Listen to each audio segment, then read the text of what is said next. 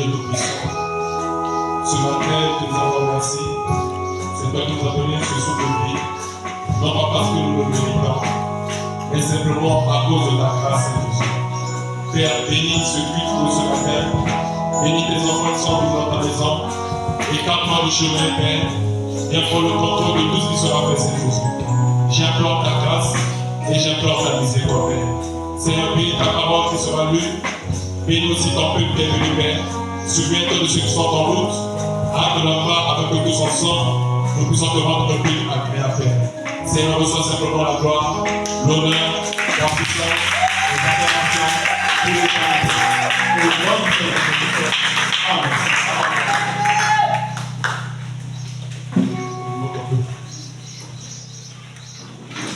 Nous allons lire la parole de Dieu. Nous allons lire dans 2 Rois chapitre 8.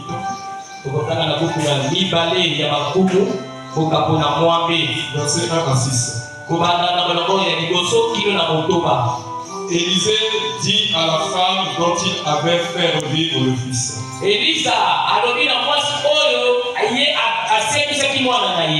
Lève-toi. Va-t'en, toi et ta maison. Et séjourne où tu pourras. Car l'Éternel appelle la famine. Et même elle vient sur le pays pour cette année. La femme se leva et elle fit selon la parole de l'homme de Dieu. Elle s'en alla, elle et sa maison. Et séjourna 7 ans au pays des Philistins. Au bout de 7 ans, la femme revint du pays des Philistins. Et elle alla implorer le roi au sujet de sa maison et de son champ.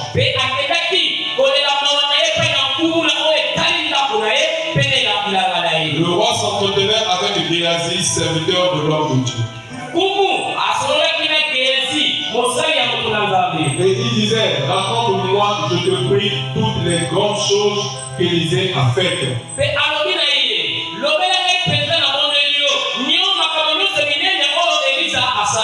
Pendant qu'il racontait au roi comment Élisée avait rendu la vie à un mort,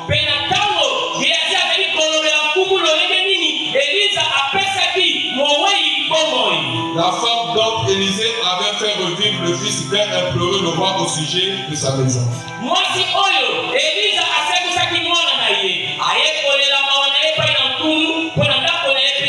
De son champ.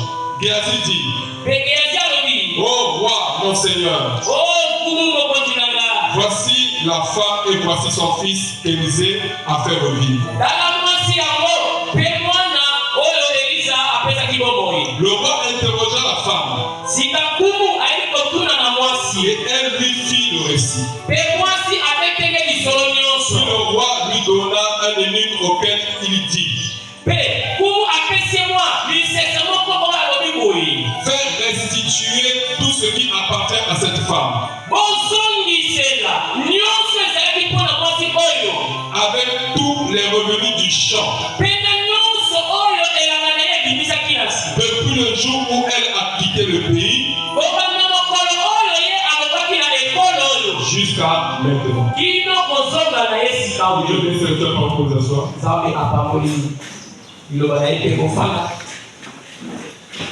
Ce matin, j'avais un petit sujet. J'ai intitulé la loi de la restitution. En rapport avec l'obéissance et l'ensemencement.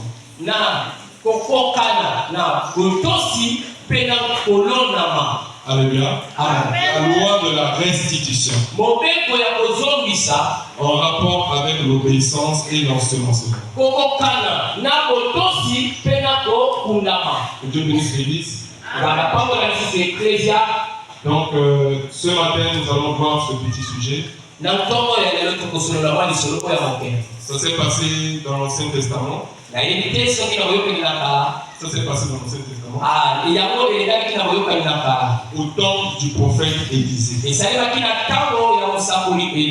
Et au temps du prophète Élisée, il y avait une femme qui était une femme de distinction. Parce que cette femme avait la révélation. Or, la femme représente l'Église. Toutefois, lorsqu'on parle d'une femme, ne voyez pas seulement la femme naturelle. Mais la femme, il s'agit de l'Église. Or, l'Église ici, il ne s'agit pas des bâtiments.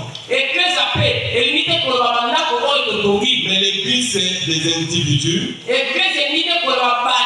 Ils sont sortis hors d'eux. Ils sont sortis hors du système. Donc cette femme qui vivait au temps du prophète Élisée, c'était une femme de distinction. Elle vivait avec son mari, mais elle n'avait pas d'enfant. Alléluia. Mais elle a remarqué que dans sa ville, il y avait un homme de Dieu qui venait à tout moment là-bas. Mais cet homme, c'était un véritable serviteur de Dieu. Parce qu'il y a homme de Dieu et homme de Dieu. Alléluia. Il y a des faux rois, il y a des vrais rois. Mais celui-là, c'était un vrai serviteur de Dieu. Et c'était le prophète Élisée. Alors, elle a dit à son mari, cet homme qui vient dans la ville, c'est un homme de Dieu. Construisons une petite chambre. Là, on pourra le loger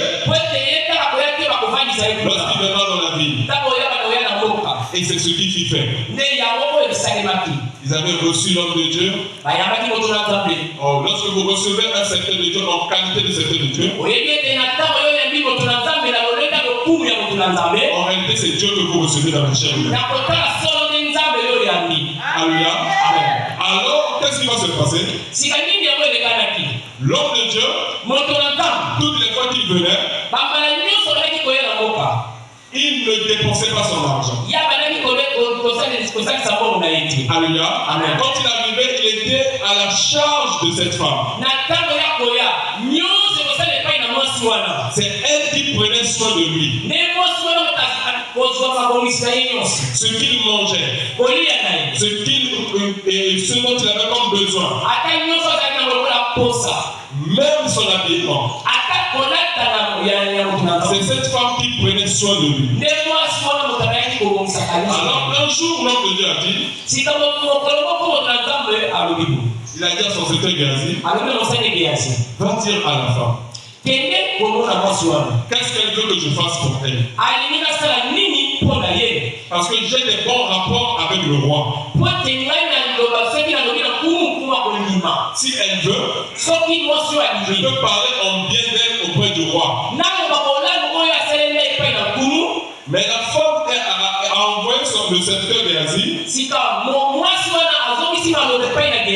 Va lui dire au prophète que je n'ai besoin de rien. J'habite au milieu de mon peuple. Et je ne manque de rien. Alléluia. Amen. Elle n'avait pas demandé quelque chose. Mais Géasi va faire la remarque au prophète. J'ai constaté que depuis que nous sommes arrivés chez elle dans sa maison, les verres ne sont pas cassés. Les assiettes ne sont pas cassées. Les murs ne sont pas sales. Alléluia. Amen. Donc, elle n'a pas d'enfants. Parce que si vous avez les enfants, quand tu arrives dans la maison, le mur que tu avais mis la peinture sera tout sale. Les enfants vont griffonner sur le mur. Ou bien les acheté, les enfants vont casser cela. Alléluia. Donc, elle a dit, Géasi a dit à son serviteur, à son maître, elle n'a pas d'enfant. Alors, le prophète va dire à Géasi, dis-la de venir. Quand la dame est venue devant le prophète lui dit, l'année prochaine, à la même saison, tu vas porter, tu vas tenir un enfant. Et c'est ce qu'il fit faire. Parce que la parole qui sort de la bouche de Dieu ne retourne pas à Dieu sans effet. Or, Dieu n'a pas une bouche quelque part dans la bas au ciel. C'est là où les gens ne comprennent pas. La bouche de Dieu, c'est la bouche de ses serviteurs. Ceux qui annoncent la bonne nouvelle. Ce sont eux qui sont la bouche de Dieu. Alléluia. Alors, après que cet événement soit passé, Élisée est allé voir cette femme. Parce que c'était une bonne femme. C'est une femme qu'il avait reçue. Elle avait de l'hospitalité. Or, Élisée, lui, il était le porte-parole de Dieu. C'est-à-dire que si Dieu veut faire quelque chose sur la terre, il ne peut rien faire s'il n'annonce pas cela à son serviteur. C'est ce que dit la Bible dans Amos. Et c'est la vérité. Dieu ne peut rien faire sur la terre s'il n'annonce pas cela à ses serviteurs, les prophètes. Alléluia. Donc Dieu a parlé au prophète Élisée qu'il y aura la famine en Israël. Et cette famine va durer 7 ans. Alors Élisée, lui aussi, est allé voir la femme. La femme qui typifie l'église. Pour avertir l'église. Écoutez ce que Élisée dit. Élisée dit à la femme, dont il avait fait revivre le fils, lève-toi, va-t'en, toi et ta maison, et séjourne où tu pourras. Car l'Éternel appelle la famine, et même elle vient sur le pays pour 7 années.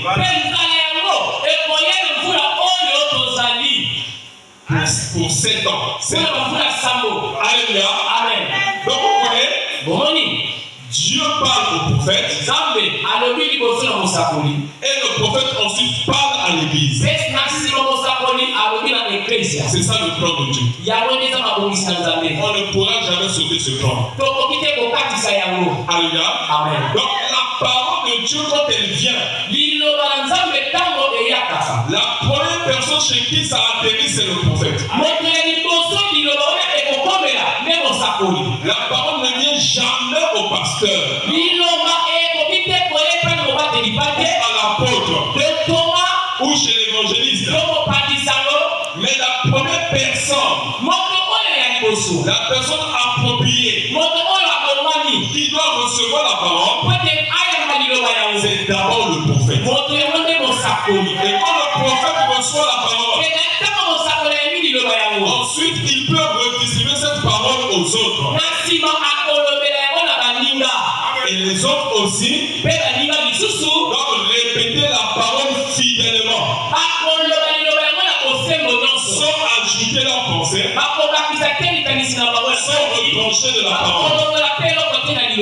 Donc le prophète Élisée a dit à la femme, attention, J'étais hier dans le conseil avec Dieu. Et quand on est en train de parler, il m'a dit qu'il va amener la famille sur le pays.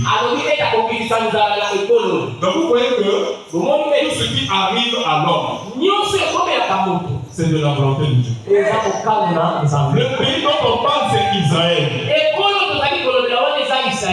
Le pays dont on parle, c'est l'Église. Donc Dieu permet que la famille vienne dans son pays pendant 7 ans. Alors le prophète dit à la femme, lève-toi, va séjourner là où tu veux, mais ne reste pas dans le pays. Si tu restes dans le pays, la famille aussi va s'abattre sur toi. Va, et après la famille, tu pourras revenir dans l'île. Amen. La femme se leva. Et elle fit selon la parole de l'homme de Dieu. On remarque qu'elle n'a pas raisonné. Mais peut-être qu'à l'instant T, la famille n'était pas encore entrée. Mais il faut d'abord obéir à la voix de Dieu. Ne cherche pas de voir avant de croire. Quand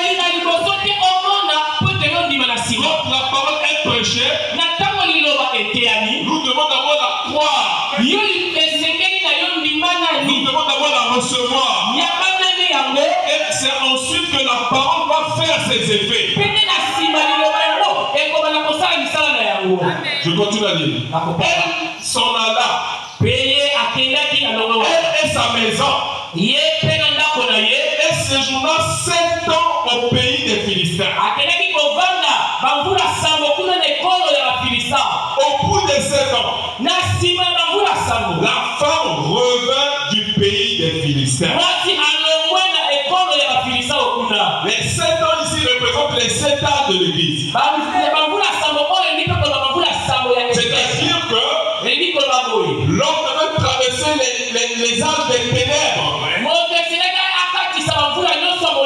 Alléluia. Amen. Et on commençait par Paul. Martin, Wesley, et atterri dans le dernier âge. Alléluia. C'est le plan de Dieu. Parce que le chiffre 7 ans, ça veut dire l'achèvement. Alléluia. Donc Dieu achève tout. Il met fin à tous les systèmes. Et il introduit un royaume qui ne sera jamais ébranlé. Tous les royaumes vont s'ébranler. Alléluia. Tous ces royaumes que vous voyez. Présentement, il y a 3 ou 4 royaumes qui sont là, qui sont vraiment debout. Nous avons les États-Unis. La bête qui sort de la terre, qui a 2 corps. Nous avons la Rome, qui sort la bête qui sort de la mer, qui a 7 corps. C'est aussi un royaume. Nous avons la Chine, qui s'est levée en puissance. Nous avons la Russie. Alléluia. Tous ces 4 royaumes que vous êtes en train de voir, nous nous écoutons à l'actualité, on ne fait que parler d'eux. Ces royaumes-là seront engloutis. Je vais détruire ces royaumes-là pour établir un autre royaume. Un royaume qui ne prendra plus jamais fin. Le royaume messianique. Le royaume de Dieu. Et sois heureux ce matin. Dieu t'ait choisi pour faire partir de ce royaume. Parce que ces royaumes que vous êtes en train de voir vont s'écrouler. Les États-Unis d'ici. disparaîtra. La Russie disparaîtra. La Chine disparaîtra. Rome va disparaître. Alléluia. Mais ce royaume a été établi le jour de la Pentecôte.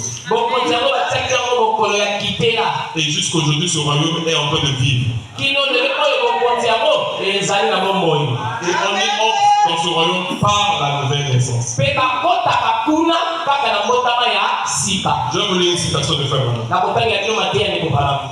Une citation dont je restaurerai.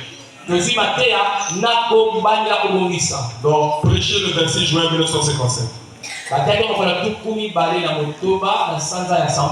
Page 7. Paragraphe 19. C'est Frère Branham qui parle. Écoutez ma voix. C'est un avertissement que je donne. Un homme doit naître de nouveau. Sans cela, il est perdu. Jésus a dit, si un homme ne naît de nouveau, il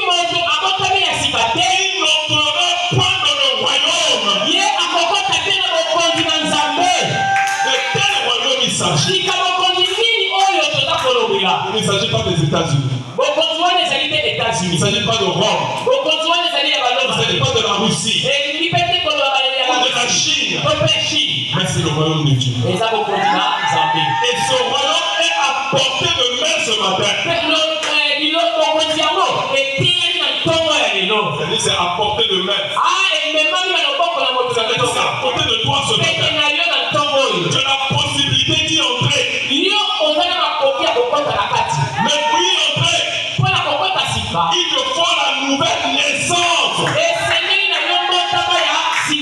Ce n'est pas seulement le fait de venir à l'église. Alléluia. Venir à l'église ne veut pas dire que tu es né de nouveau. Alléluia. Donc, comme on dit ici, je vais vous donner la citation. Écoutez ma voix. C'est un avertissement que je donne. Un homme doit naître de nouveau. Sans cela, il est perdu. La question que je vais vous poser, êtes-vous né de nouveau? C'est ça qui doit vous préoccuper. Plus que toute chose. Il y a des gens qui cherchent à construire des maisons. Des gens qui vont chercher à acheter des voitures. C'est pas mauvais. Mais la voiture va s'abîmer un jour. La maison va se détériorer un jour. Mais si tu as Christ en toi, c'est l'espérance de la gloire. Et ici, si un homme naît de nouveau, il n'entrera point dans le royaume. Voyez, Caïn était religieux. Et il est venu m'offrir son offrande. Il a arrangé son hôtel. Il s'est prosterné devant Jéhovah. Et l'a adoré. Cet esprit de Caïn, l'esprit religieux, nous allons le faire ressentir à travers la Bible. L'esprit de Caïn, c'était pas seulement la mort de la Genèse. L'esprit de Caïn a traversé les âges. Et ça fait que les gens sont religieux. Alléluia. Or, la religion ne te sauve pas. Ce que Dieu exige pour entrer dans son royaume, c'est la nouvelle naissance. Or, la nouvelle naissance, c'est la mort à soi-même. Il dit, je suis l'ennemi de Branham. Ça veut dire quoi? Branham a une nature. Branham est né dans le péché, conçu dans l'iniquité. Il est le fils de Ella Branham et de Charles Branham. Donc Branham, pour pouvoir vivre, il doit mourir. Alléluia. Donc la première nature de Branham là doit mourir et il doit recevoir une autre nature qui vient d'en haut, qui vient du ciel. Alléluia. Et cette nature est un don de Dieu. C'est ça qu'on appelle la nature. Nous devons naître de nouveau. Et c'est pas seulement nous contenter de venir à l'église. Sinon nous serons désolés ce jour-là. Parce que quand Christ viendra, il vient chercher une épouse sans tache ni ride.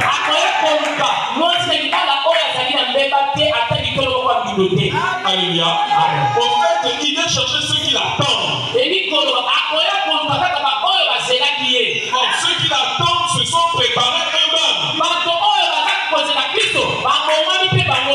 L'épouse s'est préparée elle-même. Alléluia. Nous devons nous préparer. Parce qu'il peut venir à n'importe quel moment. Alléluia.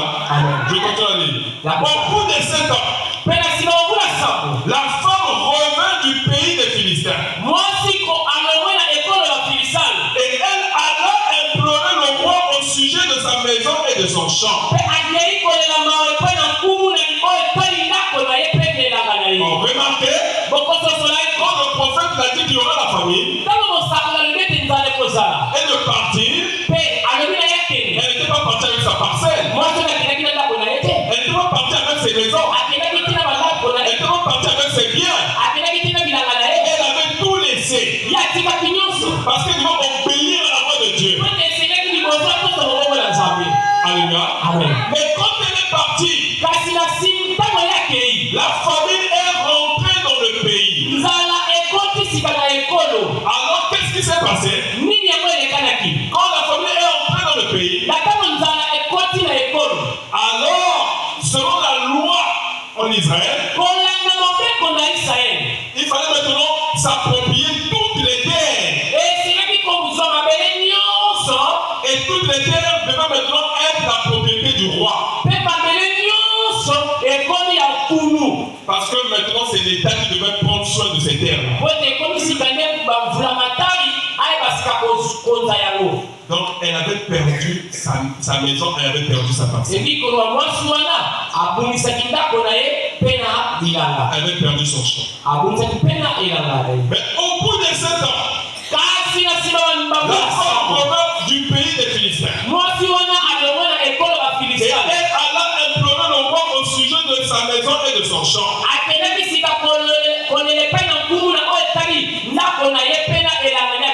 Le roi s'entretenait avec Géhazi,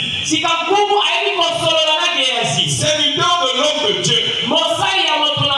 Et il disait, raconte-moi, je te prie, les grandes choses que Élisée a faites.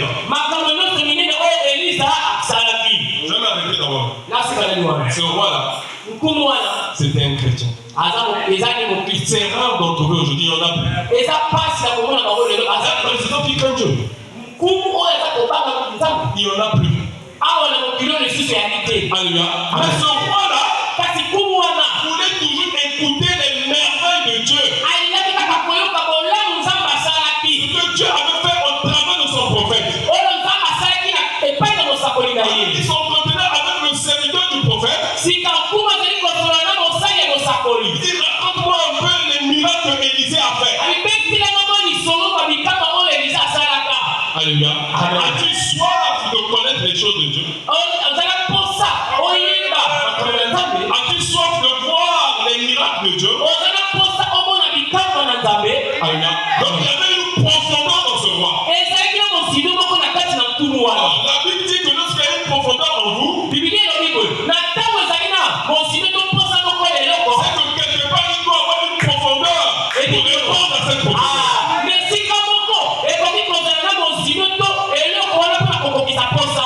Le roi s'entretenait avec Géasi, serviteur de l'homme de Dieu. Et il disait, raconte-moi, je te prie toutes les grandes choses qu'Élisée a faites. Et pendant qu'il racontait au roi, comment Élisée avait rendu la vie à un mort. La femme dont Élisée avait fait revivre le fils vint implorer le roi au sujet de sa maison.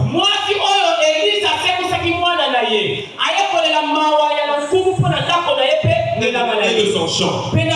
Géasi dit, oh roi, mon Seigneur, voici la femme, et voici son fils qu'Élisée avait fait revivre.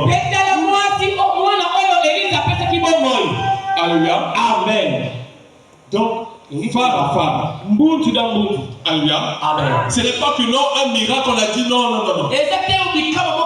Il y avait des preuves. Alléluia. Et la preuve était là. L'enfant que Élisée avait aussi. Oh bon mon Seigneur. Voici la femme et voici son fils qu'Élisée a fait revivre. Le roi interrogea la femme. Et elle lui fit le récit. Puis le roi lui donna un eunuque auquel il dit, fais restituer tout ce qui appartient à cette femme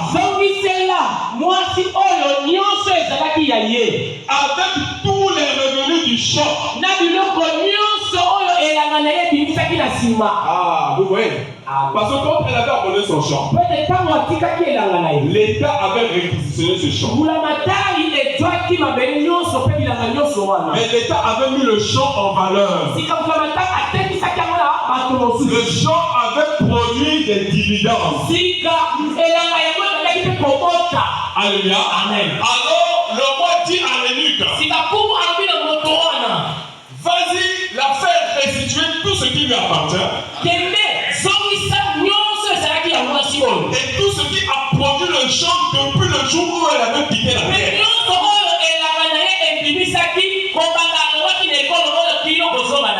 Alléluia. Puis le roi lui donna un eunuque auquel il dit, fais restituer tout ce qui appartient à cette femme avec tous les revenus du champ depuis le jour où elle a quitté le pays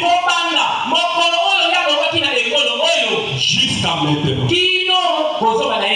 C'est là où j'ai tiré mon verset.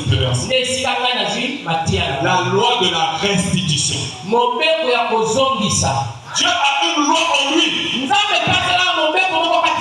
Alléluia. Amen. Dieu a en lui la loi de la vie. C'est-à-dire, si la mort te frappe, Dieu a le pouvoir de te redonner la vie. Si la maladie te frappe, Dieu a le pouvoir de sauver la maladie. Si tu as perdu ta santé, Dieu a le pouvoir de te redonner ta santé. Cette loi est en Dieu.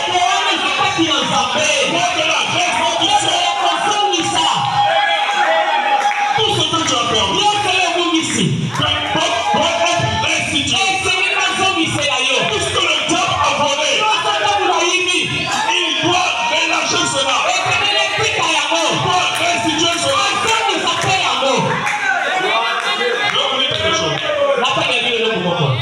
Je vais vous dire quelque chose. Dans la brochure,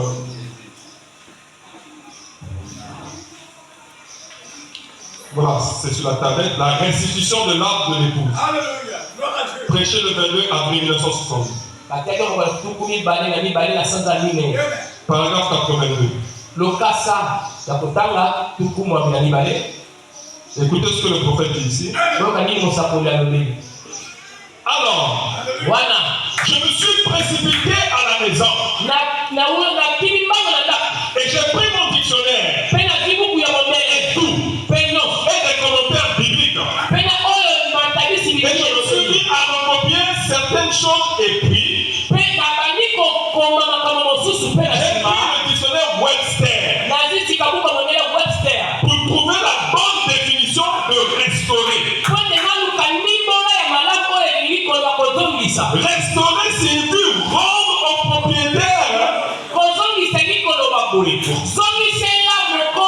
Rendre au premier propriétaire.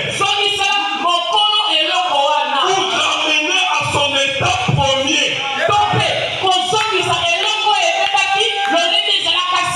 Ou à la condition première. Je peux vous dire une vérité. Au commencement, Dieu créa l'homme et la femme. Alléluia. Amen. Donc l'homme et la femme étaient dans le jardin d'Éden. Ils étaient les patrons. Et c'est eux qui dominaient et qui régnaient. Adam a vécu avec sa femme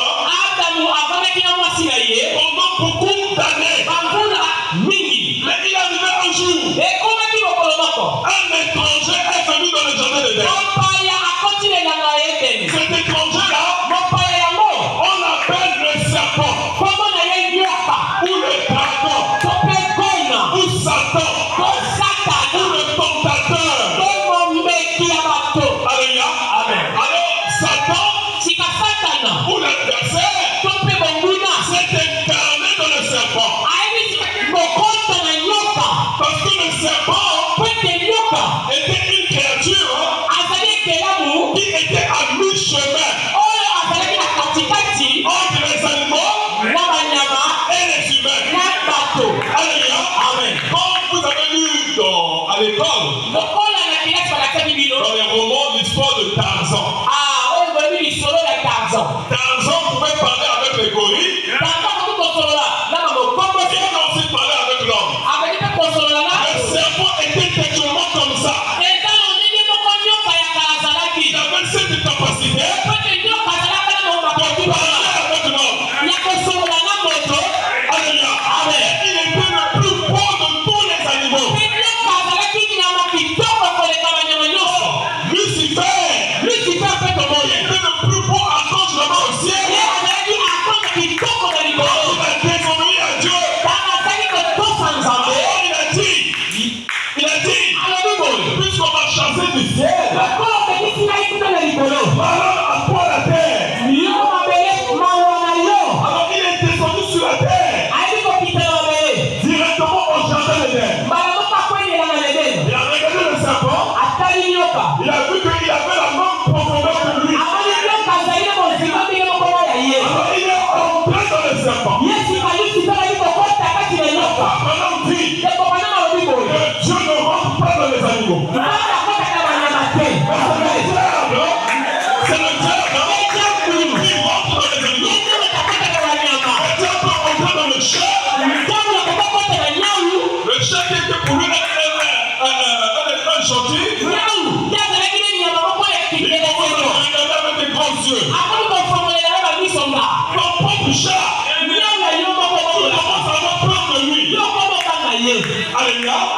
Et surtout les chats qui sont envoûtés. Alléluia. Vous tombez la nuit. Le chat est en train de chanter derrière la parcelle. Et quand tu entends le bruit, c'est comme un bébé qui pleure. Ça t'empêche même de dormir. Mais qui fait cela? C'est le diable. Il entre dans les animaux. Et quand il est entré dans le serpent, il est venu vers la femme. Parce que la femme est un sous-produit de l'homme. Elle n'est pas l'originalité. Il savait qu'il ne pouvait pas aller vers Adam. Parce que s'il allait vers Adam, Adam allait le repousser. Alors il a commencé à raisonner la parole de Dieu. Et la femme est tombée dans son piège. Alléluia. Amen. Et c'est comme ça que la race humaine s'est séparée de son créateur. Alléluia. Mais Dieu n'allait pas laisser la chose comme ça.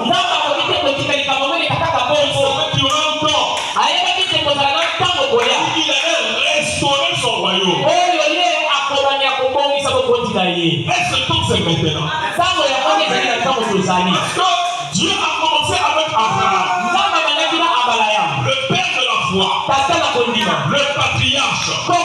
Après Abraham, il a passé Isaac. Isaac, Jacob. Jacob, Joseph. Alléluia. Et après, il a continué à marcher avec le peuple d'Israël. Il a suscité des juges. Il a suscité des rois. Des prophètes. Alléluia. Et finalement, il a suscité le Fils. Le chef-d'œuvre. Alléluia. L'œuvre parfaite. Alléluia. Et quand il a vu que l'œuvre était tellement parfaite, alors il a mené cette œuvre à la croix. Afin que cette œuvre soit frappée. Et au travers du sang qui est sorti, il a produit une église. En fait, l'église n'est que la conséquence de la mort de Christ à la croix. Il fallait que Christ meure à la croix. Il fallait que Christ soit rejeté. Il fallait qu'on le frappe au côté pour que l'église soit manifestée. Alléluia. Et aujourd'hui nous sommes là. Par la grâce de Dieu. Non pas par nos mérites. Non pas par nos œuvres. Mais par sa grâce. Que nous vivons le message. Donc Dieu avait dans son plan qu'il allait restaurer son Éden. Ce que le diable avait détruit. Parce que le diable apporte la mort. Mais Dieu apporte la vie. Le diable apporte le désastre. Mais Dieu apporte de l'ordre. Le diable apporte les soucis. Mais Dieu donne la paix. Voilà pourquoi, en ce temps du soir, Dieu a envoyé un message de restauration. Maintenant, je vais continuer à lire. Écoutez ce que comme a dit. Pour trouver la bonne définition de restaurer, restaurer signifie rendre au premier propriétaire ou ramener à son état premier ou condition première. Et on peut imposer la restauration de ça à quoi on en a droit.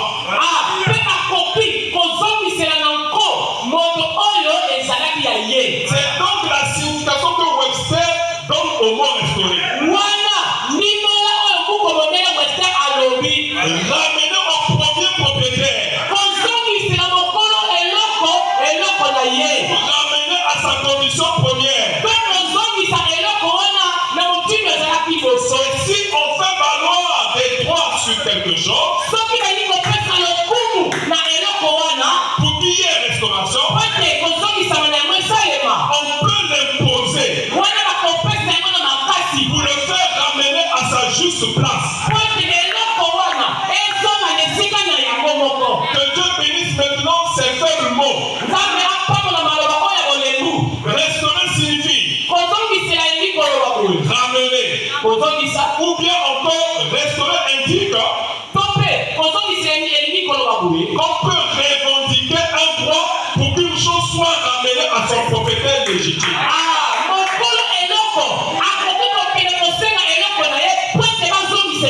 Parce que cette femme, elle savait qu'en Israël, il y a une loi de restitution.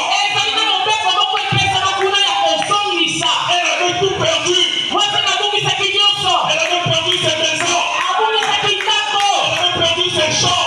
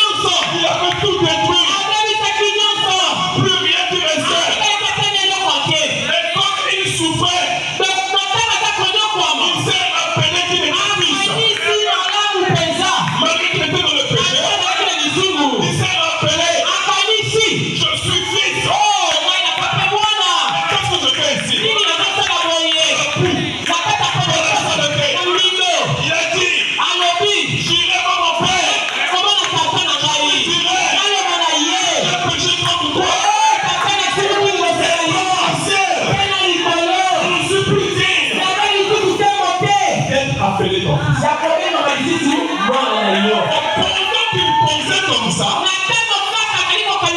le Père, chaque matin, sortait voir son fils aller au bien. Alléluia. Amen. Dans l'âge de Fès, le Père est sorti. Mais le Fils ne voulait pas. Dans l'âge de Smith, le Père est encore sorti. Mais le Fils ne voulait pas. Dans l'âge de Perga, le Père est sorti. Mais le Fils ne voulait pas. Dans l'âge de Tchati, le Père est sorti. Mais le Fils ne voulait pas. Dans l'âge de Sard, le Père est sorti. Mais le Fils ne voulait pas. Dans l'âge de Philadelphie, le Père est sorti. Le Fils ne voulait pas. Le Père a dit, il reste qu'un seul âge. Si le Dieu peut dans cet âge, il n'a plus de fils. Alléluia. Quand il est sorti de là de l'officier, il a vu quelqu'un qui venait, qui ne ressemblait même pas à un humain. Vous savez, lorsque le diable nous attrape, il va bien vous chicoter. Tu vas tout perdre. Alléluia. Amen. Il va te faire manger dans les poubelles d'Averda. Il va te faire manger dans les poubelles d'Averda. Donc il voit quelqu'un venir. Il ne ressemblait même pas à un homme. Alléluia. La Élie. Alléluia. Les habits déchirés. Il n'avait plus de souliers. Il n'avait plus la ceinture de la vérité. Il n'avait pas les souliers qui étaient les ailes. Les vêtements. Tout déchiré et en lambeaux. Mais le Père aimait le Fils. Alors quand le Fils a vu son Père, il voulait s'agenouiller. Tellement qu'il sentait mauvais. Mais le Père a pris le Fils entre ses bras. Et il a dit, mon Père, je ne suis pas digne d'être appelé ton Fils. Fais de moi un serviteur. Le Père a dit, toi mon Fils, devenu mon serviteur. Est-ce que tu sais que l'ADN dans ton sang, c'est le même ADN que dans ton sang. Le sang qui coule dans tes veines, c'est le même sang qui coule en toi. Je ne pourrai jamais faire de toi un esclave. Malgré tout ce que tu as fait de moi. Mais comme tu as eu le souci de revenir et de demander pardon, je te pardonne. Alors il appelle ses serviteurs. Prenez-le.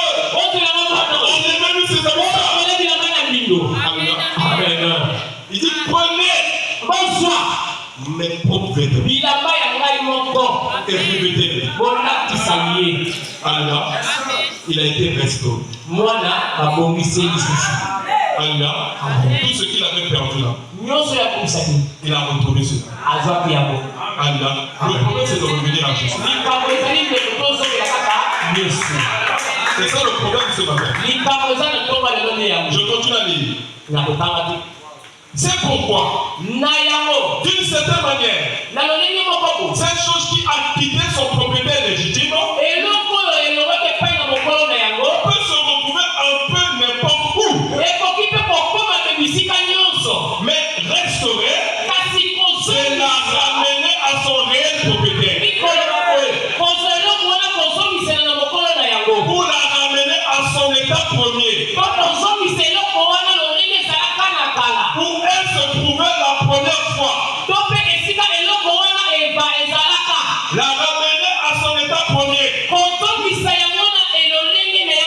ce faire, nous avons le droit de prendre des mesures. S'il y a une loi de prendre des mesures légitimes pour imposer cette restauration.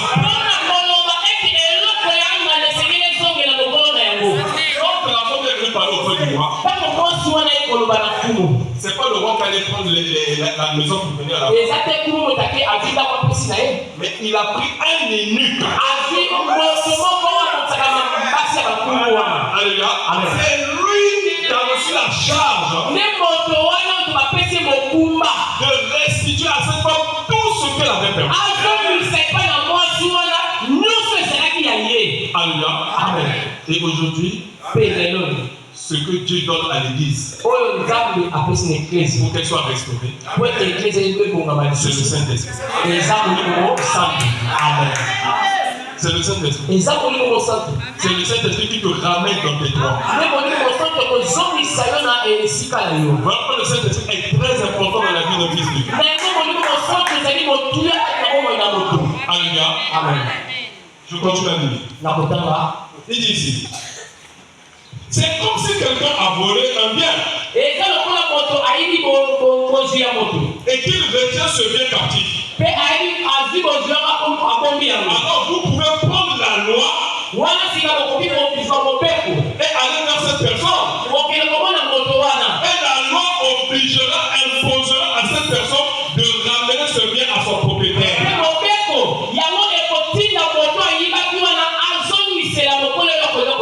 Dans son état premier reconnu.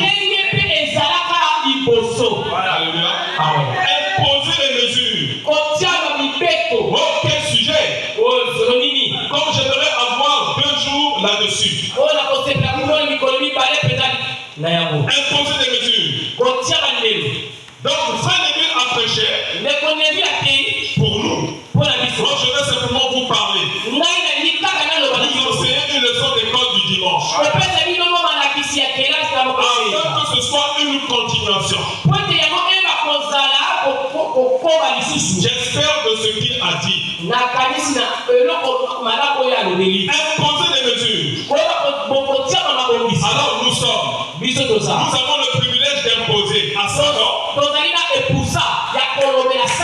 de nous remettre les droits que Dieu nous a donnés. Car Dieu a une loi. Et sa parole est une loi. Et Dieu dans cette parole a accordé certains droits à l'église. Ce sont ces droits-là que nous ignorons. Alléluia. Donc Dieu dans sa parole a accordé à l'église certains droits et privilèges. Mais si tu ne connais pas les privilèges que tu as, le diable va continuer à te mentir. Mais si tu connais tes droits dans la parole, alors tu vas imposer à Satan de reculer. Parce que Dieu ne fait rien d'autre que la parole parle. Alléluia. Il n'y a rien d'autre que Satan a peur. Parce que regardez, il n'a même pas eu peur d'Adam. Il n'a pas eu peur de Ève. Il les a tentés. Il n'a pas eu peur d'Abraham, de Jacob, de tous les patriarches, même de Moïse. Satan n'a pas eu peur. Même Jésus, il a voulu tromper le Seigneur. Non, c'est de toi qui aura peur. Il n'aura pas peur. Il va toujours nous tenter. Mais il y a une chose qui peut faire fuir le diable. C'est la révélation de la parole. S'il sait que tu te tiens sur la parole et que tu te tiens fermement sur la parole, alors il va fuir. Parce qu'il est écrit dans la parole. Résistez au diable, ils sont punis. Comment nous allons résister? Parce que nous allons tenir fermement sur la parole. Je continue à dire. Il dit, nous avons le privilège d'imposer à Satan de nous remettre les droits que Dieu nous a donnés. Car Dieu a une loi. Et sa parole est une loi.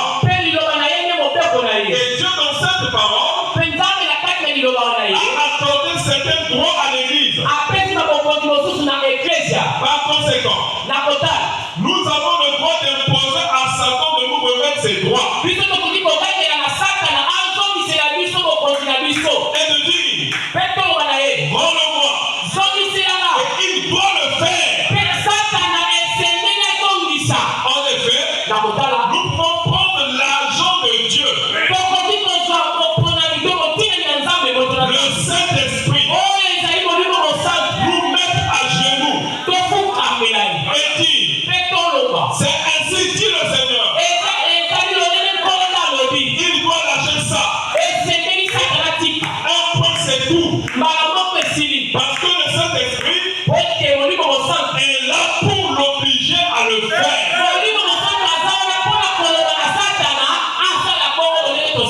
Le Saint-Esprit est comme un policier. Quand tu l'envoies, il met les menottes à sa peau. Et il prend Satan et le met en prison. Alléluia.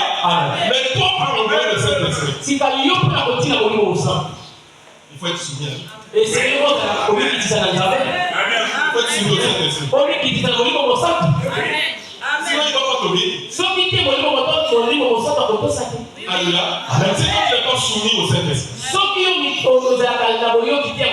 Tu n'es pas soumis à la parole. Comment tu peux demander à l'esprit de la parole d'agir en ta faveur? Mais sois d'abord soumis à lui. Alléluia. Je continue à dire. La loi du pays est là pour faire appliquer cela. Mais la loi de l'Esprit de Dieu est là pour forcer à Satan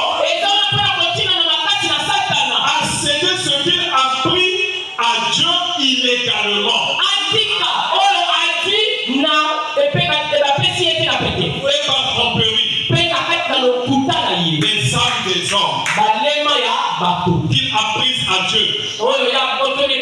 Les âmes des femmes. Des enfants. Les maladies du corps qu'il a placées sur les gens. Alors que Dieu les a créés à son image. Pour être comme lui. Et l'Église a reçu les droits légitimes légaux. Par la Bible. De prendre le Saint-Esprit pour lui imposer ses mesures. En réalité, le Saint-Esprit, c'est lui qui a accompli la parole. Amen. C'est lui qui dit à Satan, laisse, c'est mon enfant. Alléluia. Amen. Quand le diable t'accuse, c'est le Saint-Esprit qui te défend. Il intercède en ta faveur.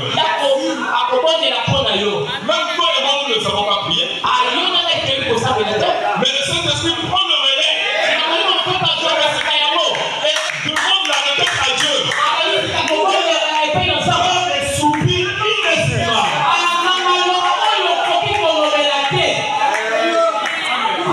Alléluia. Il rend la communion. Alléluia. Je continue à dire. Je crois que j'ai mentionné ici lors de la dernière réunion. Je n'en suis pas certain. Mais un frère de Georgie est venu à Louisville. Il a garé sa voiture là-bas. Et quelqu'un l'a volé. Et il avait là ses vêtements, les vêtements de sa femme, les vêtements de ses enfants.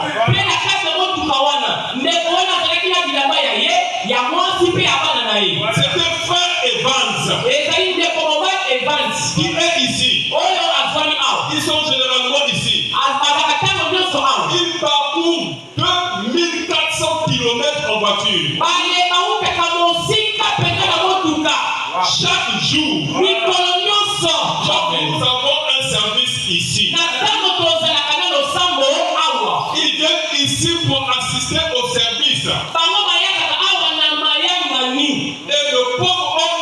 ici sont liés à plus de 1100 km de chez lui. Il était ici sans rien, on avait volé la voiture. Et il ne savait pas quoi faire. Et il a avisé la police. Alléluia. Amen. Mais il y avait un grand trafic à Louisville. Il volait des voitures et les repeignait. On n'a pas besoin d'avoir de titre de propriété pour la revendre. On peut vous faire un titre de propriété en quelques minutes. Pour le numéro que vous voulez. Il passait là des moments terribles. Alors nous nous sommes mis à genoux. Donc le frère Evans, pendant qu'on avait volé sa voiture, il est venu voir le prophète. Le prophète n'était pas s'il était avec certains frères. Ils étaient en réunion. Et c'est là que le frère Evans explique comment on a volé sa voiture. Maintenant, le frère Bala, écoutez ce que le frère Bala dit. Alors nous nous sommes mis à genoux. Vous voyez, eh bien, Jésus n'aurait pas eu besoin de faire ça. Là, je vais éclaircir. Amen. Pour les adorateurs. Quand on dit, frère Evans est venu leur dire ça. Il s'est mis à genoux avec les femmes. Pour prier pour la situation. Mais il dit que Jésus, lui, s'il était en vie, on le fait Evans Jésus n'avait pas sa génie. Pourquoi? Il est Dieu dans la chair.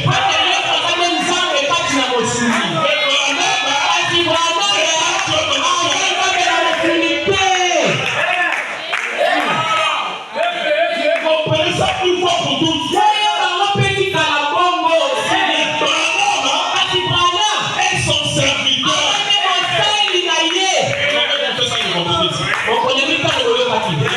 Je peux connaître ces choses. Si je ne suis pas son prophète. Donc, c'est le prophète de la couronne de Dieu. Comme dans l'Ancien Testament. Dieu avait déjà Moïse. Comme tu te plains que tu bégayes, je prends ton frère Aaron. Aaron serait ton prophète. Toi,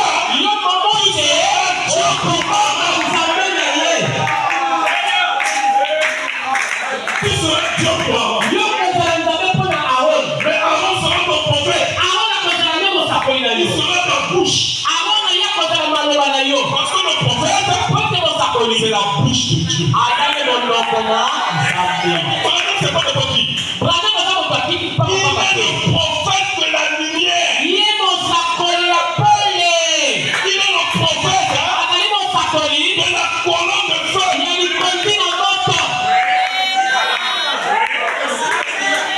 Il dit ici, Jésus n'aurait pas eu besoin de faire ça. Car il était la parole. Mais nous ne sommes pas la parole. Situation morte. Donc il faut écouter tout encore dans ton esprit. On ne peut pas mélanger le serviteur et celui qui est Dieu. C'est clair. Alléluia. Il dit ça. Mais nous ne sommes pas la parole. La parole du Seigneur est venue au prophète.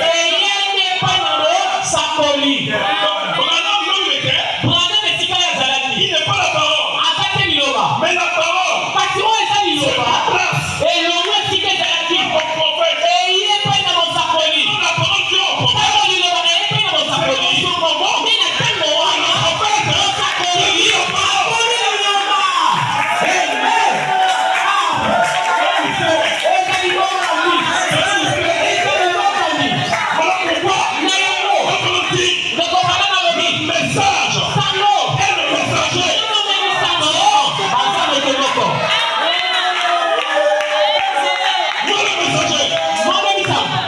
Alléluia. Voilà le message. Le message c'est lui.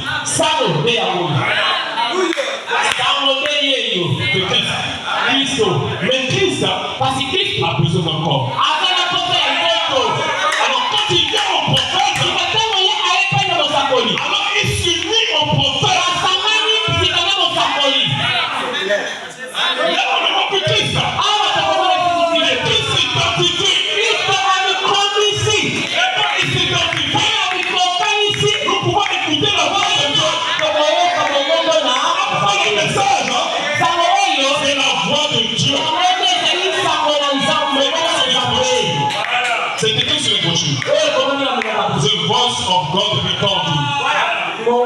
La voix de Dieu a répondu. Dieu a parlé au Anglais. C'est ça le message.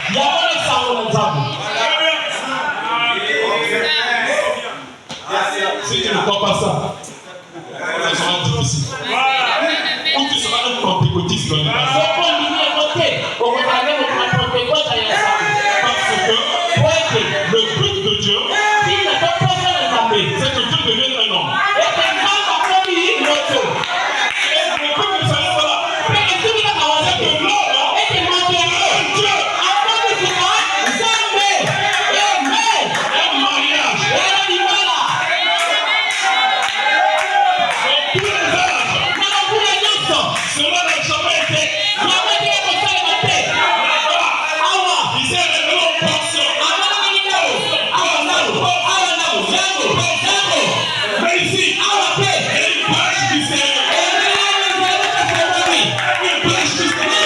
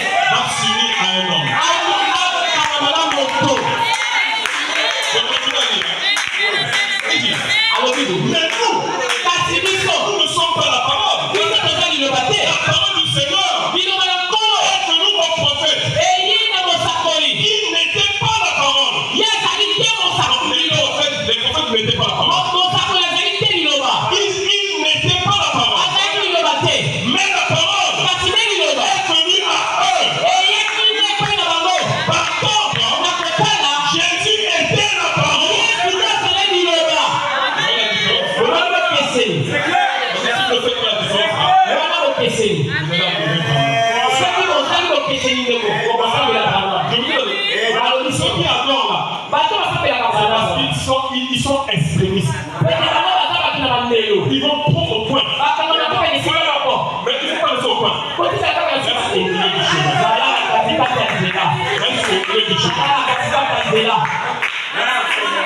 que nier que Dieu nous a visités dans la chair humaine. Comment pourquoi moi être changé? Comment pourquoi moi être changé? Parce que Abraham devait voir cette visitation. Et les fils d'Abraham feront la même chose. Ils n'étaient pas la parole.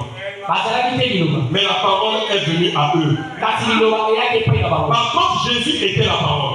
Vous voyez? Il n'avait pas besoin de prier. Il était lui-même Dieu. Vous voyez? Mais nous sommes ses prophètes. Ses serviteurs. À qui vient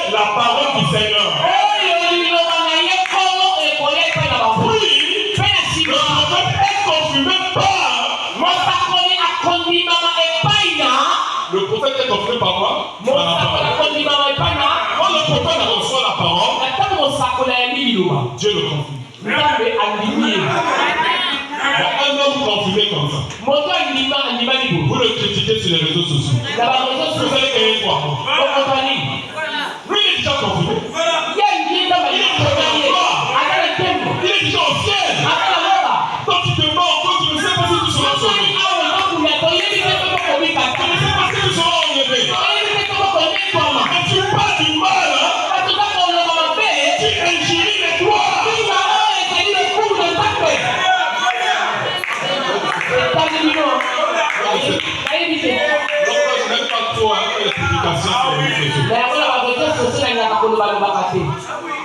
Alléluia. Amen. Oh là là. Il dit ici. Oui, le prophète est confirmé par si c'est la parole du Seigneur, par l'accomplissement de ce qu'il dit. Et alors, nous avons ici un passage de l'Écriture où Jésus dit, là où deux ou davantage sont assemblés en mon nom, et ils s'accordent, je serai au milieu d'eux. Et s'ils s'accordent pour demander quoi que ce soit, s'ils ne doutent pas, ils sauront ce qu'ils ont demandé. Cela leur sera donné. Donc voilà la loi. Maintenant, celui qui est ici, pour faire appliquer cette loi, c'est le Saint-Esprit. Voilà. Donc il faut prier. La prière, c'est parler à Dieu en ta faveur. Il y a beaucoup de promesses dans la Bible. Mais ces promesses ne s'accompliront pas. Donc quand tu n'ouvres pas la bouche et tu parles. Voilà pourquoi Dieu a dit à Moïse, pourquoi crier? Est-ce que je n'ai pas déjà revêtu d'autorité? Est-ce que je n'ai pas déjà revêtu d'autorité?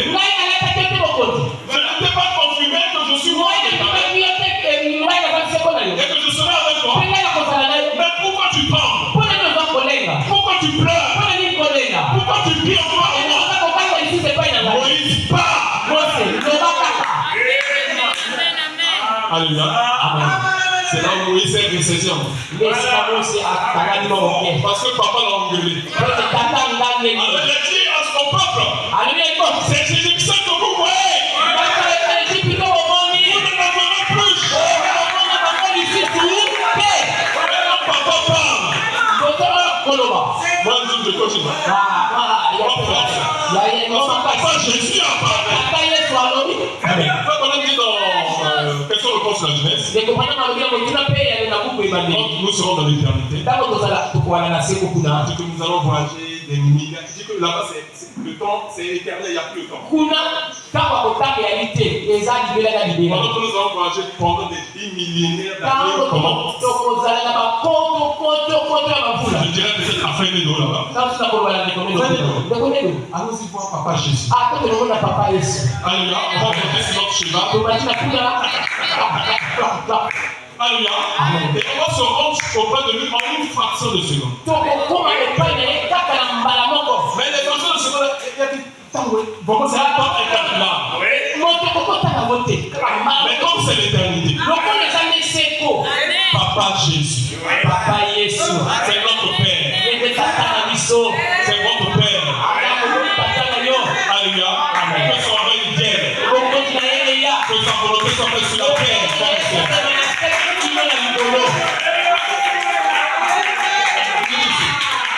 Donc voilà la loi maintenant. Celui qui est ici pour faire appliquer cette loi,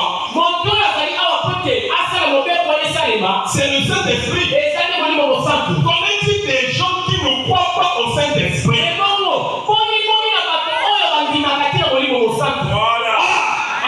Parce qu'encore de fois, il y avait les pentecôtistes qui croyaient à l'infusion du Saint-Esprit. Et il y avait les fondamentalistes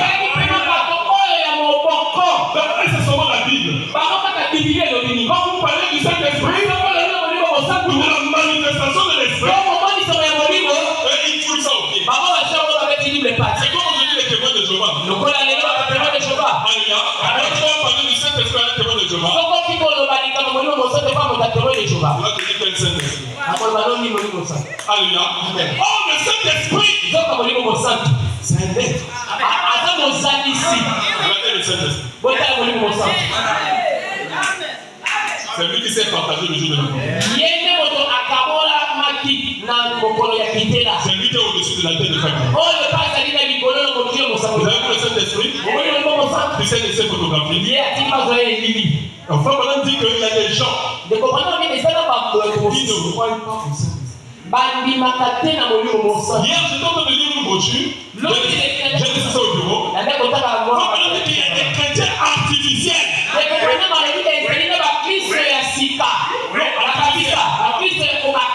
Voilà. Il dit que ces chrétiens n'ont pas connu l'esprit de Dieu. Mais quand tu le vois dehors comme ça, il y a l'apparence de la vie.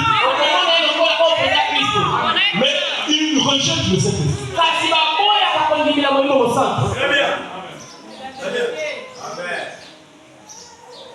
Donc voilà la loi. Celui qui est ici pour faire appliquer cette loi, c'est le Saint-Esprit. Connaît-il des gens qui ne croient pas au Saint-Esprit, qui le rejettent? Vous rejetez votre propre paix et votre miséricorde. Alors nous nous sommes mis à genoux. Environ 7 hommes avec frère Sotman et beaucoup d'autres qui étaient là. 4 ou 5 hommes. Nous sommes agenouillés. Et j'ai plaidé cette cause devant Dieu. Ensuite j'ai pris la parole ou la promesse et je l'ai envoyé. Le glorieux Saint-Esprit, alors qu'il prenait la parole pour aller apporter la sommation. Voilà, une vision est apparue. Et j'ai vu un homme qui se dirigeait vers Bouning. Au Kentucky. Il portait une chemise jaune. Il conduisait son camion. Le Saint-Esprit est venu sur lui. L'a repris dans sa conscience. Et il avait connu tout. À peu près à mi-chemin, je l'ai vu revenir et garer cette voiture dans une certaine rue. Et de l'autre côté de la rivière, je me suis levé et j'ai dit au frère, ainsi dit le Seigneur. Alors ils sont partis. Ils sont allés sur cette route. Et la voiture était là. Avec la moitié d'essence. Alléluia. C'est la loi de la restitution. On doit restituer son propriétaire originel. Il est parti. Pendant qu'il partait, le frère Evans est venu voir le prophète. Le prophète a dit, c'est pas moi. Amenez-moi le sujet chez Dieu. Il faut intercéder. Le Saint-Esprit est la voix de Dieu. Il accomplit les lois de Dieu. A pris la requête. Est parti. Et allait croiser l'homme. Conduisait la voiture. Et a parlé dans sa conscience.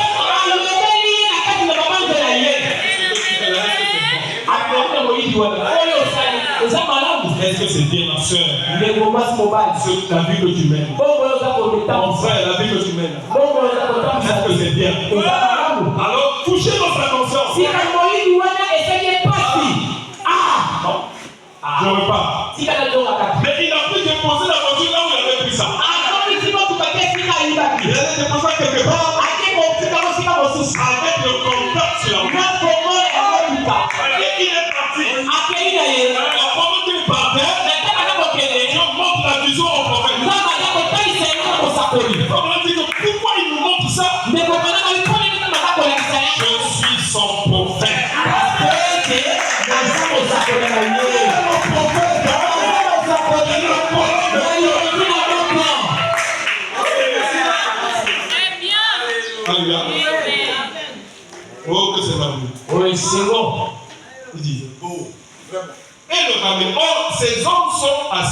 ce matin comme témoin.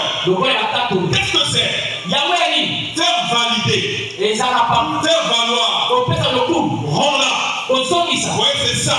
C'est de ça qu'il est question. Restitue-la. Ramène-la à son propriétaire légitime.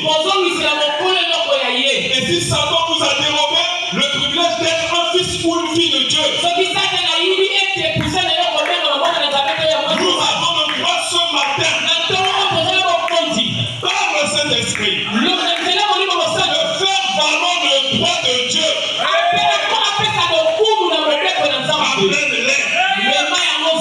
Si vous a affligé, si Satan vous a affligé et rendu malade, nous avons le droit devant Dieu de faire appliquer les lois de Dieu.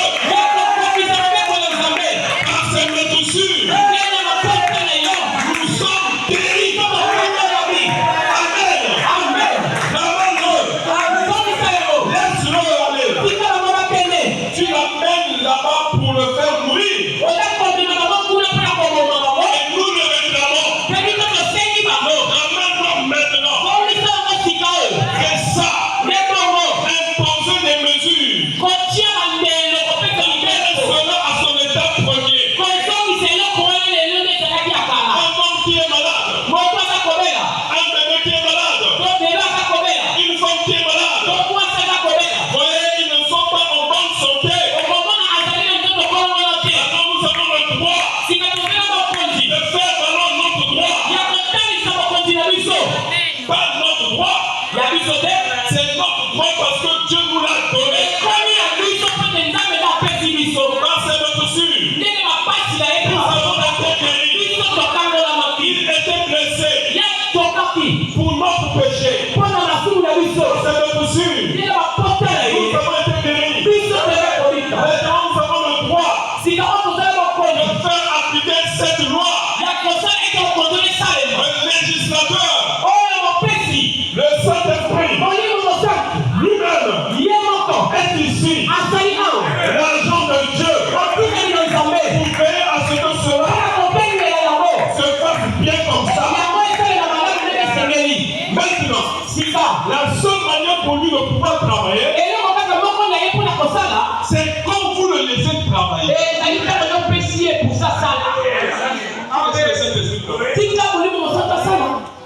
Alléluia. Amen. Le Saint-Esprit, quand vous changez de nature, le Saint-Esprit ne va pas demeurer. Parce que lui ne supporte pas la souillure. Il ne supporte pas les critiques. Il ne supporte pas la colère. Il ne supporte pas la nature du loup. Alléluia. Dès que tu changes de nature, dès que tu fais un compromis, dès que tu commences à vivre dans le péché, le Saint-Esprit s'éloigne.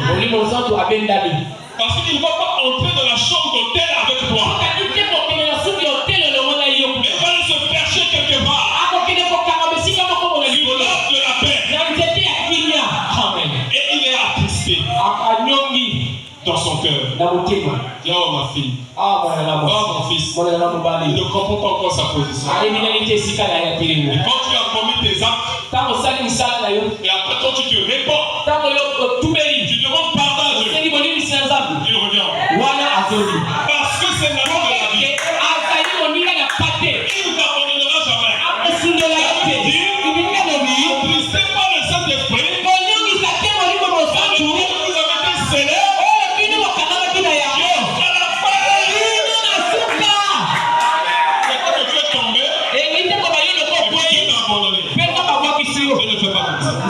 Ce sont les hommes qui agissent comme ça. Mais Dieu n'agit jamais comme ça. Si tu tombes, relève-toi, réponds-toi et reprends la marche. Parce que quand tu marches, Jésus, quand il a pris sa croix,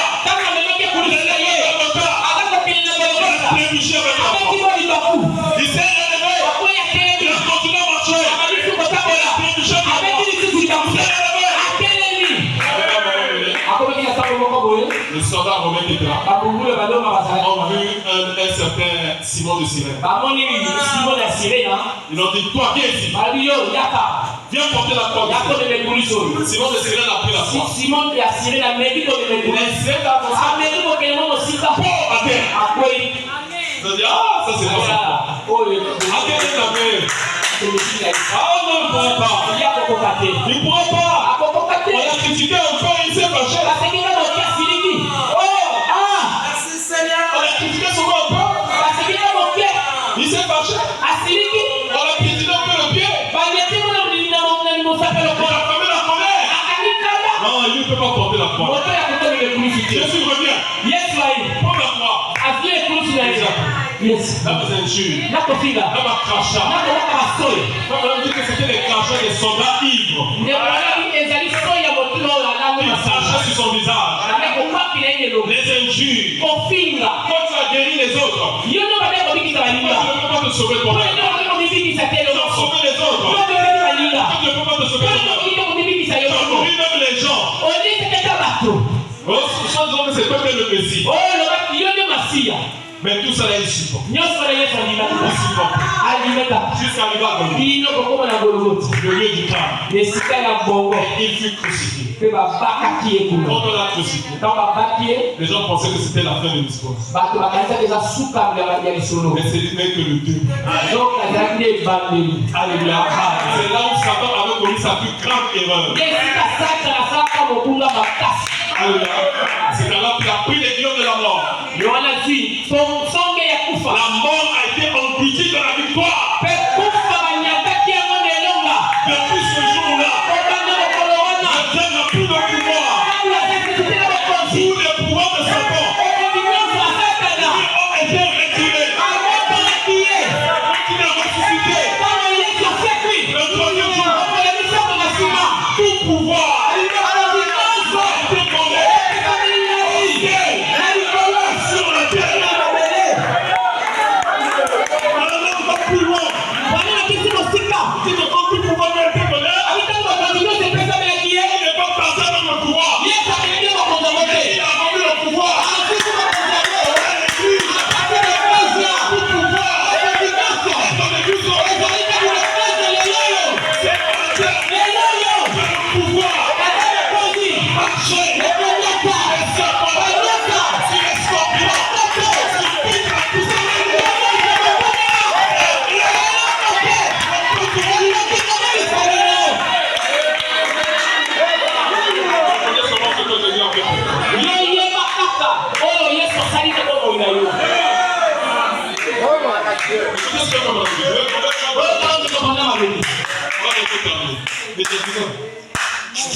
On va bientôt terminer. Au passage 2.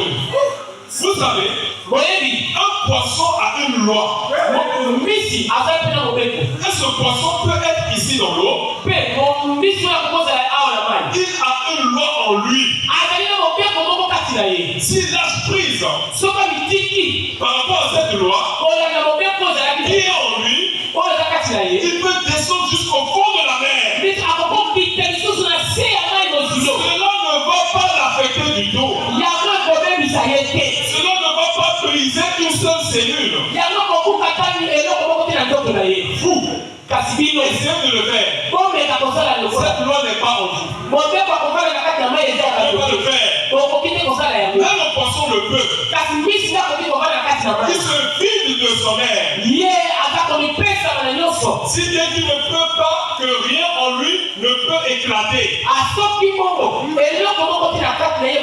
Il est fait comme ça. Il le sait. C'est ça le problème. Le poisson a une loi en lui. Il sait utiliser cette loi. Quand tu as aussi une loi, elle est dans la parole. Mais tu n'arrives pas à utiliser la loi. Les privilèges que Dieu t'a donné. L'autorité que Dieu t'a donnée. Tu plies encore le chine devant Satan. Tu t'achètes encore devant le diable. C'est grave. C'est le diable qui doit nous fuir. C'est le chômage qui doit nous fuir. C'est la pauvreté qui doit nous fuir.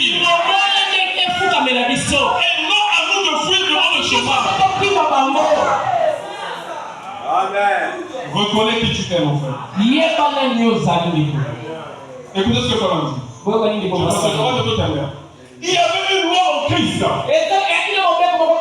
Cette loi est dans les hommes. La loi qui était en Christ, ce matin, cette loi est dans les hommes. Quelle était la loi qui était en Christ? La loi de la vie. La loi de la résurrection. Le troisième jour, il est sorti libre et de cœur. La mort n'a pas pu le retenir. La tombe n'a pas pu le retenir. Le séjour des morts n'a pas pu le retenir. Parce que la loi de la vie était en lui.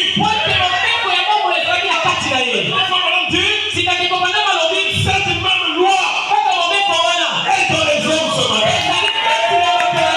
Est-ce que tu le crois? C'est que dans l'eau il peut nager. Il reconnaît cette loi. Le problème c'est de reconnaître la loi. Alléluia. Tant que tu ne reconnais pas ça, tu seras toujours le dernier. Il y avait une loi en Christ. Cette loi est dans l'homme. On peut l'enterrer dans la tombe. La plus profonde ou la mer la plus profonde. Ou l'enfer le plus bas. Il y a une loi de l'Esprit de Dieu qui le ressuscitera. Un oiseau a une loi. On ne parle du spirituel de le naturel. Et puis le naturel il faut entendre le spirituel. Il dit que même l'oiseau a une loi. L'oiseau sait qu'il peut marcher sur la terre. Mais quand il y a un danger, il a ses deux ailes. Avec ça, dès qu'il va les étendre, il va monter. Il va défier la loi de la gravitation. Et l'oiseau le sait. Mais toi, tu as le Saint-Esprit. Mais tu ne reconnais pas le Saint-Esprit. C'est ça le vrai problème. C'est pas pendant qu'elle dit alors là. Arrête-toi. Le Saint-Esprit, il y a des yeux pour voir, des oreilles pour entendre. Parce que le Saint-Esprit n'a pas de distance. Tu peux être ici, avec ton téléphone, prier pour quelqu'un qui est aux États-Unis. Et le Saint-Esprit va partir. Il va donner la solution. Parce que pour le Saint-Esprit, il n'y a pas de distance. C'est toi qui vois la distance. Mais avec Dieu, il n'y a pas de distance. Avec Dieu, il n'y a pas d'obstacle. Alléluia. Qui es-tu? Comme montagne. Comme Zorobabel. Tu serais la place.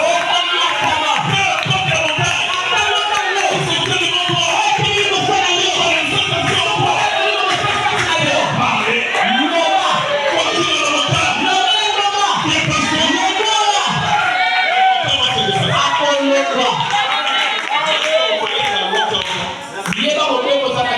C'est la loi qui est dans la parole. Alors, un oiseau a une loi. Son corps est matériel. Son corps est matériel, la matière. Il a un corps matériel comme nous. Il est attaché à la terre. Il est posé ici sur la terre. Mais il a une loi en lui qui dit qu'en étendant ses ailes, d'une certaine manière, il peut s'envoler de loin des regards. Comme on dit. Maintenant, je commence à me sentir religieux. Nous avons une loi.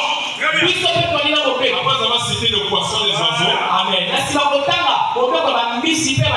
Maintenant, lui dit je me sens spirituel. Dis maintenant, Nous avons parlé des oiseaux. Maintenant, je commence à me sentir religieux. Nous avons une loi. La loi de la vie en nous. Tout ce que vous avez à faire, vous êtes fait, né et placé ici dans le corps de Christ. En tant que des fils et des filles de Dieu. Tu n'es pas seulement monsieur Ekofo-Nelo. Non, tu es placé sur la terre. En tant que fils et fille de Dieu. En tant que prince et princesse. Ta parole vaut loi.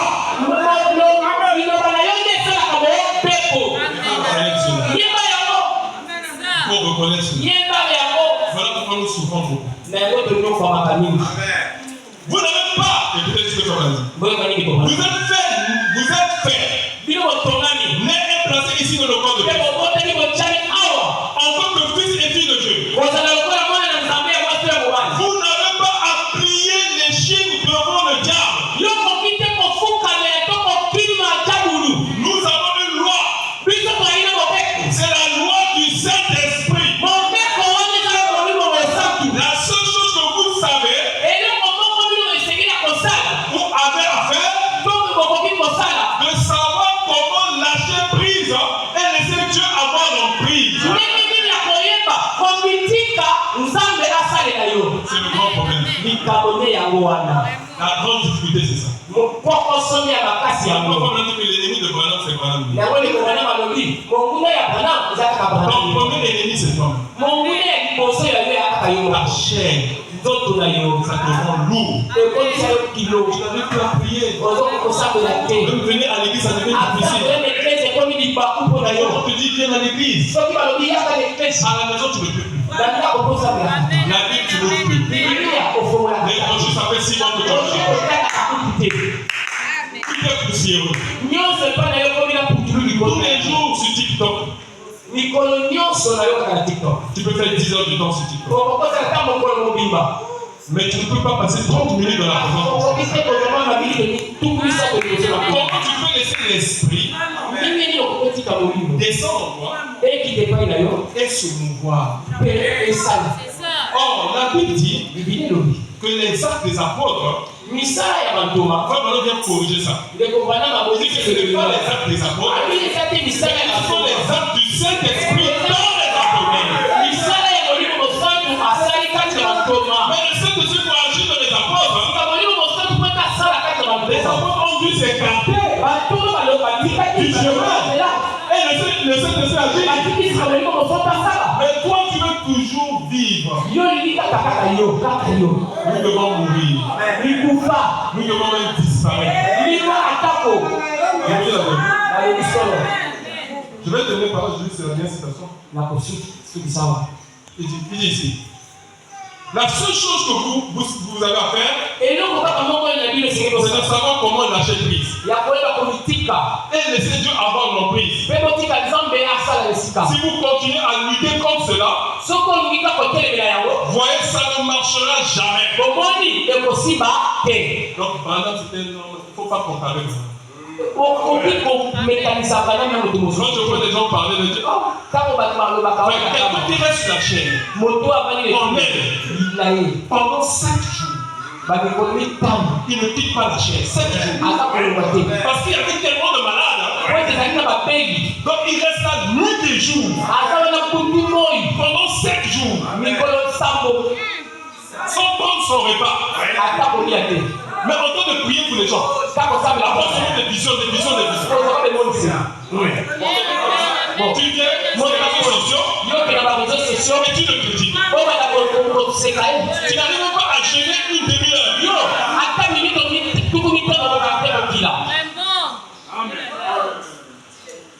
Alléluia. C'était un homme abandonné. Si vous continuez à lutter comme cela, Oui, ça ne marchera jamais. Par contre, lâcher prise. Et laisser Dieu avoir l'emprise. Voilà tout. Alléluia. Amen. Mon frère, ma soeur. Je crois qu'il est plus tard que nous le pensons. Donc cette femme était repartie dans son pays. Mais elle savait qu'il y avait une loi dans la parole. La loi de la restitution. Mais au moment où elle retournait dans son pays, c'était à la bonne saison. Chaque chose se fait selon la saison de Dieu. Et au moment où elle revenait, c'est en ce moment que Géasi expliquait au roi les miracles que Élisée avait fait. Comment il avait ressuscité l'enfant de cette femme. Au moment où Géasi était en train d'expliquer l'histoire, c'est là où la femme aussi apparaît. Alors Géasi dit au roi, la femme dont je te parlais, c'est elle. L'enfant, c'est l'enfant là. Le roi dit bien ici. Explique-moi un peu. Elle a expliqué. Le roi lui dit, mais qu'est-ce que tu veux? J'avais quitté le pays. J'avais perdu tout. Mais je sais qu'il y a une loi de restitution. Je suis venu pour que je sois restauré dans ma vie. Le roi n'a même pas discuté. Il a pris un énigme. C'est-à-dire que l'eunuque aujourd'hui c'est le Saint-Esprit. Ils doivent plaider en ta faveur. Alléluia. C'est pas à toi d'aller, on t'a pris quelque chose, on t'a fait du mal. C'est pas à toi de te venger. La vie est à moi la vengeance. Et à moi la rétribution. Donc toi ton problème c'est d'aller t'agir. Et de parler au roi. Alléluia. Et quand le roi a envoyé l'eunuque, elle a été rétablie dans ses droits. Tout ce qu'elle avait perdu pendant tout ce temps. Pendant tout ce temps, elle a été restaurée. Je prie que le même Dieu te restaure ce matin. Que Dieu vous bénisse.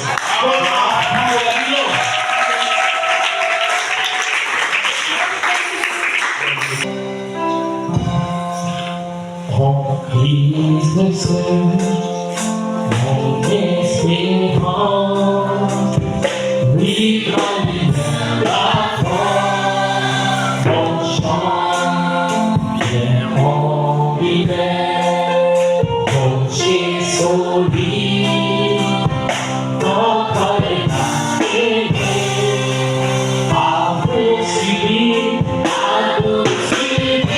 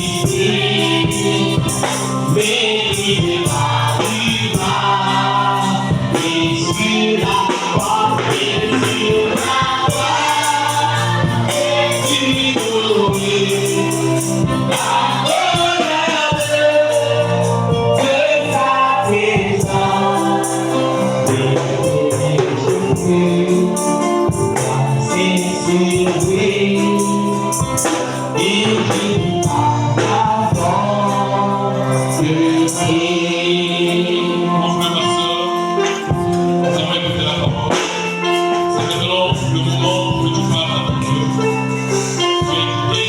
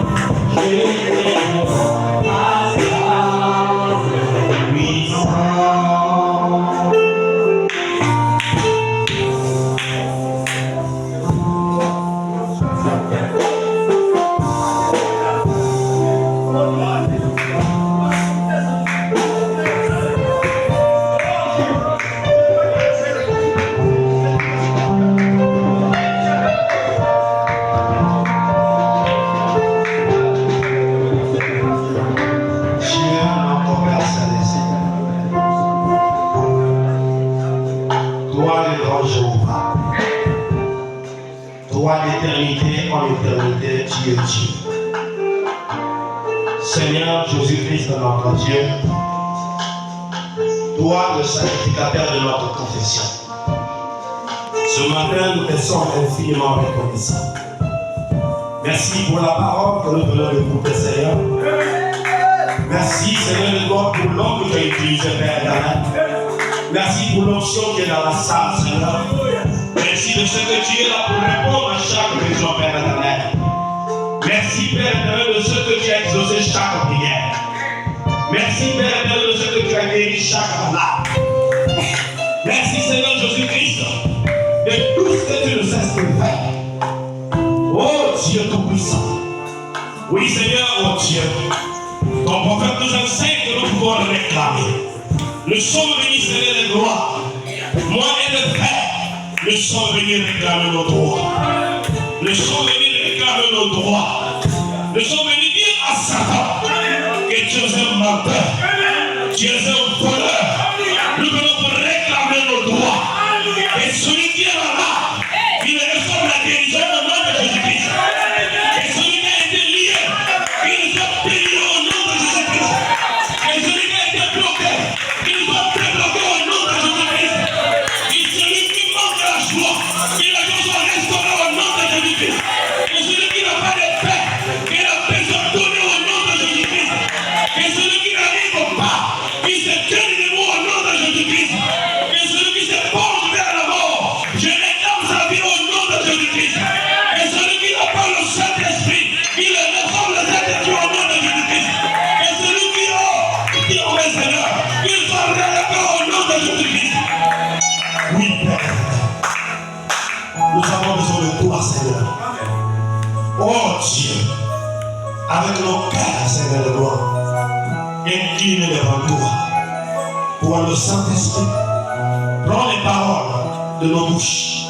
Amen, cela au nom du Père. Plonge les paroles de nos bouches dans ton sang versé à la croix du Calvaire. Que cela devienne un parfum de bonne odeur. Et que cela soit reçu et que nos prières puissent être exaucées. Seigneur Jésus-Christ de notre Dieu, tu nous as donné une loi. Seigneur, la loi est la restitution. Tu as dit tout ce que le Père a donné. Je vais vous donner cela. Maintenant nous disons à Satan. Maintenant nous disons à Satan. Toi, démon de Paris, démon de Malétech, démon de folie, démon de plaie, démon de diabète, démon de cataracte, n'importe quel démon d'ennemi, démon de Moïse, démon de tension artérielle, démon de cataracte, nous ordonnons maintenant, je vous ordonne de quitter les corps des enfants de Dieu, dans le nom de Jésus-Christ, qu'ils soient restaurés et que la santé soit restaurée. Quand son corps du Seigneur, il puisse être jubilé, il y aura un jubilé sur la Seigneur, de la guérison, de la louange, de l'élévation, de la bénédiction. Seigneur, là où il y a la maladie, et la guérison s'installe. Au nom de Jésus-Christ. Oui, Père. Souviens-toi, Seigneur, de tous ceux qui ont de douleurs en Père, de pistes, des lions, des démons. Nous sommes là à ces démons de pouvoir quitter les enfants de Dieu. Au nom de Jésus-Christ, toi, démon, il n'a plus de force, il n'a plus d'emprise dans le corps des enfants de Dieu. Maintenant, je te conjure de quitter le corps des enfants de Dieu. Au nom de Jésus-Christ, va dans le Mécaïne et ne reviens plus jamais. Souviens-toi, Seigneur, de ceux qui sont dans ta maison. Je te révèle une épouse à toi. Souviens-toi d'elle. Restons sa santé, Seigneur. Oh Dieu, si tu as gagné ta folie, c'est à cause de toi. Seigneur Jésus-Christ, si tu n'as pas frappé ça, c'est à cause d'Abraham. Oh Dieu Tout-Puissant, Père, tu as dit, Seigneur, que nous sommes des intercesseurs. J'intercède en faveur de l'épouse. Guéris-la, restaure sa santé. Et souviens-toi, chaque foyer qui a des troubles, que tu mets de la paix. Chaque foyer qui n'a pas d'enfants, que tu donnes des enfants. Oh Dieu, pour la démon de stérilité, je commande de quitter le corps des enfants. Dieu. Au nom de Jésus-Christ.